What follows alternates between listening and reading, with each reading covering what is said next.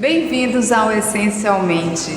Hoje, Bia e Max Pelingeiro abriram aqui a Galeria Multiarte para nos receber para essa gravação. Nesse jardim lindo que vocês estão vendo aqui ao fundo.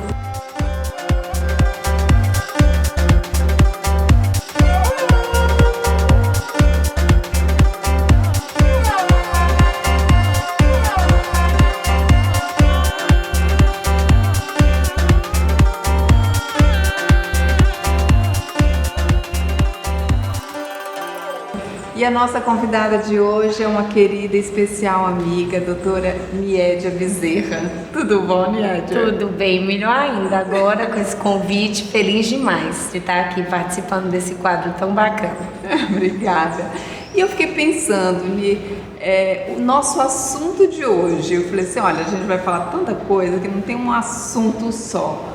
Porque a Ni, ela representa superação, ela representa doação, representa cura, né? Então, assim, eu acho que a gente vai falar passo a passo, né? E o movimento, lógico, do Panapaná, que você fundou. Hoje você está como presidente da Associação de Reumatologia, né? Do Ceará. Isso. Como é que está sendo o teu dia a dia? Tá bem corrido, né? Assim, mas eu gosto. Eu sou uma pessoa que já nasci assim com essa dinâmica de gostar de fazer muitas coisas ao mesmo tempo. Então, assim, quando me recuperei da saúde como um todo, e aí, assim, quis voltar por inteiro e estou muito feliz com esse novo desafio. Estou abraçando com muito empenho, com vontade de fazer uma coisa assim para ficar um legado bacana, não só para quem faz parte da sociedade, que são os médicos, mas também para os pacientes e a população que precisa tanto. É verdade, mas principalmente acho que propagar, né, vamos dizer assim, e desmitificar mitos também sobre os linfomas, né, sobre doenças. Isso é muito importante, né, Niédia? Demais, Márcia. Assim, a gente fala assim que você não pode achar que está errado se você não conhece aquilo que você tá sentindo, né? Então, é importante mesmo a gente esclarecer, né, tirar dúvidas e deixar mais acessível. Quando procurar, né, uma ajuda médica, quando a gente deve se preocupar, né, se aquela dor, ela significa algo mais, porque a gente às vezes até se acostuma, né, com dor, mas a dor é um sinal de alerta, né?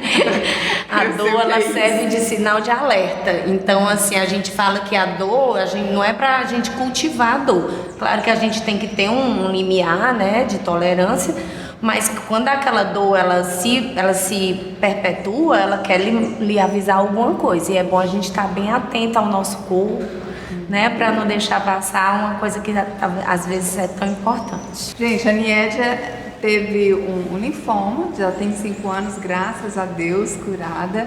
E ela começou um movimento, né, durante o processo, né, da doença, que foi um movimento de amigas que se uniram para mimar, vamos dizer assim, para cuidar, para dar carinho. Qual é a importância, né, de um momento como esse, a gente receber tanto afeto, tanto amor, tanto carinho para o processo de cura? Eu tive a experiência dos dois lados, né? Sou médica e fui paciente. Então, assim, no meu dia a dia como médica, eu vejo que é tão importante quanto a gente conhecer a doença, é a gente acolher o doente, né? O doente, ele é portador daquela doença, mas muitas vezes o que incomoda ele é uma coisa muito mais complexa. Então é bom a gente sempre estar atento, assim, ao paciente como um todo. Às vezes o que ele manifesta, às vezes você, por exemplo, eu trato de artrite reumatoide, o paciente chega com dor, eu vou resolver a dor que eu acho que está incomodando, que é aquela dor do punho, mas muitas vezes é uma outra queixa, às vezes social, às vezes um estigma em pele, que doença, a artrite psoriásica dá muito. Então, assim, em relação específica ao câncer, eu acho que, na minha experiência como paciente, eu acho que é uma força, sabe? É uma forma como o sistema imunológico da gente acata de uma forma mais forte, de uma determinação de querer vencer. Eu acho que carinho e afeto sempre são bons, apesar de que tem gente que se fecha, né? Quando chega situação dessa, mas assim, se eu pudesse recomendar para receber. Para receber. Que assim não é fácil, a gente fala assim. Aceitação. A gente fala assim que é fácil dar, mas mais difícil de fato é receber, porque quando você não tem aquela humildade de abrir o seu coração e acolher e saber que aquele momento você precisa receber, aí você precisa passar também por esse processo. Mas o ato de receber é grandioso também, não só para quem dá, mas para quem recebe. Isso a gente vê diariamente, né, nos depoimentos dos mimados que você falou, né, que são os pacientes que a gente consegue alcançar através de múltiplos canais de indicação. E a gente sempre pede assim para a gente ouvir, o ato da gente ouvir, da gente acolher, da gente mimar com uma palavra de carinho, uma coisa que lhe remeta assim, que poxa, eu tenho que lutar porque aquela vida vale a pena, não é só sofrimento, não é só, né, encargo, mas a gente também tem essa parte leve que a vida pode ter. E esse teu suporte emocional na época que você passou por esse teu deserto, né, veio de onde, Niédia? Veio de Deus, com toda certeza. É uma fé que assim eu tinha, mas que eu não sabia que era tão grande. É aquela história do grão de mostarda mesmo. Então a gente se descobre, né? Num momento desse, não é questão de ser guerreira, não é questão de ser forte, é questão de que você ou tem ou não tem. Eu digo muito assim, que é uma frase que ficou no livro que eu escrevi, que é assim, não precisa ser fácil, basta que seja possível.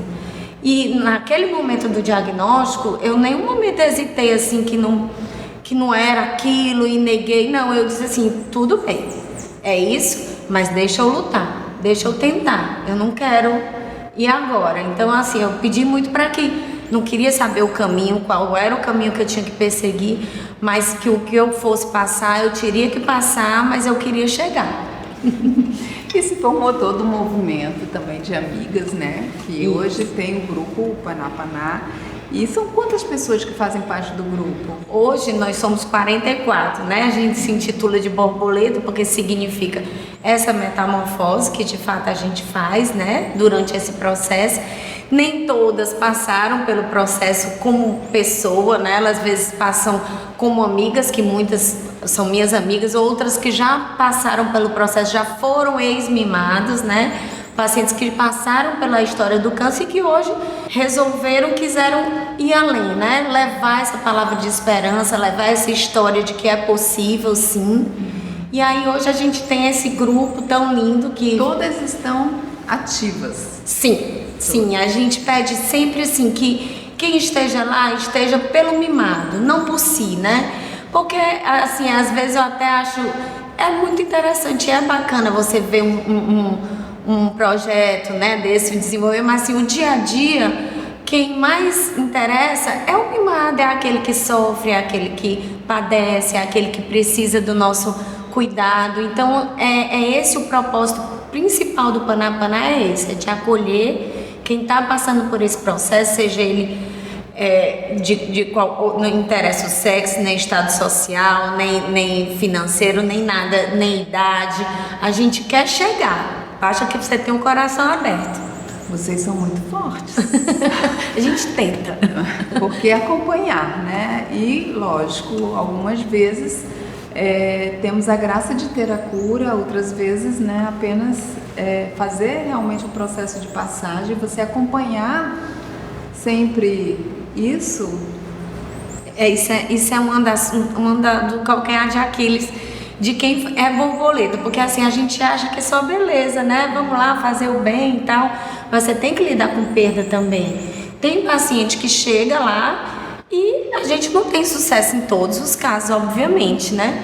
E assim, o fato de você, porque você acolhe, no momento que você acolhe aquele mimado, você faz parte da história dele, sabe o que ele gosta, sabe os hobbies, sabe o que ele gosta de comer, e você, de certa forma, você se envolve com aquela pessoa, né? Que passa a ter um nome, passa a ter um rosto, uma figura.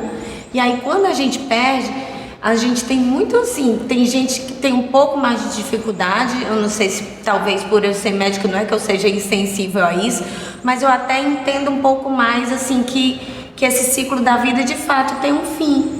E assim, a gente, na nossa cultura, né, no dia a dia, a gente não está preparado para o fim. Na nossa cultura. Né? A gente sabe assim que a gente está aqui vivendo e vamos viver, mas a gente sabe que todo mundo é finito.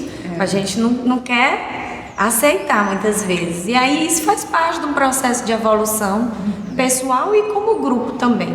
A gente tem tão pouco tempo e o assunto pede muito mais tempo.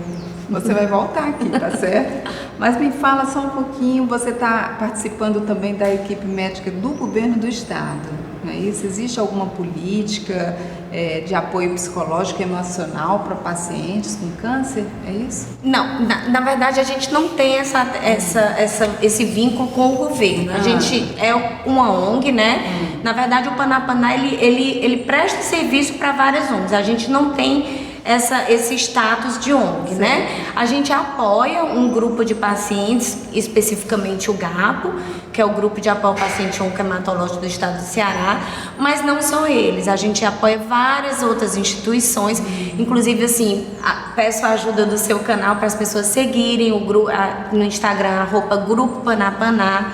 Lá você vai poder ver ações de oração, que é onde a gente se fortalece, uma oportunidade de doação mensal, e aonde você pode, às vezes você quer ir além, mas não sabe aonde. E aí lá você vai ter uma série de sugestões que ajuda, agrega a gente a fazer o nosso propósito, e a gente tem essa vontade mesmo de fazer cada vez mais para mais pessoas.